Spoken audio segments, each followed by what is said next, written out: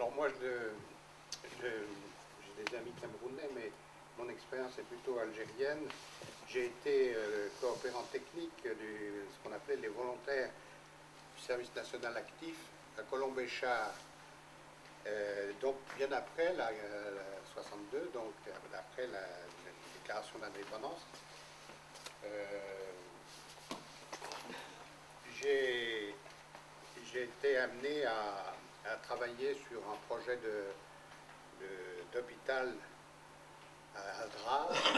Il fallait refaire l'hôpital, et donc avec d'autres jeunes architectes, dont un Mozambique, fraîchement sorti de l'école d'architecture, nous avons pondu un projet.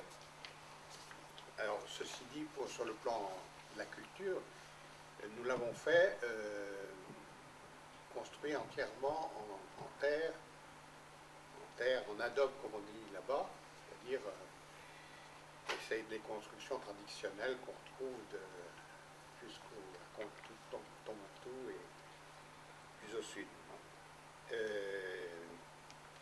C'était une époque aussi sur le plan culturel où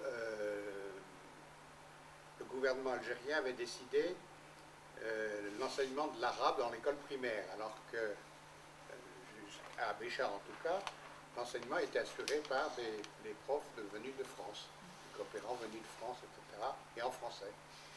Et à l'époque, donc, il y a eu une arabisation de l'enseignement dans les écoles. Mais je me placerai plutôt sur le plan économique pour parler des séquelles de la colonisation. Bon, je suis allé à Assim et Saoud, j'ai eu des contacts avec des gens qui travaillaient à la Sonatrach, etc. Et je pense que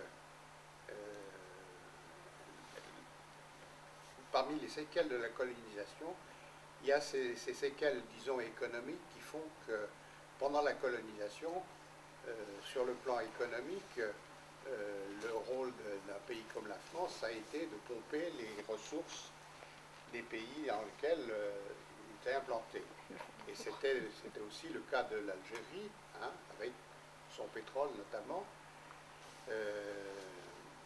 Et ça avait pour conséquence l'exploitation de ces ressources et leur exportation sur la France, par exemple, avait comme conséquence le fait que les gens sur place n'en profitaient pas et vivaient une certaine misère économique qui les poussait à l'exil.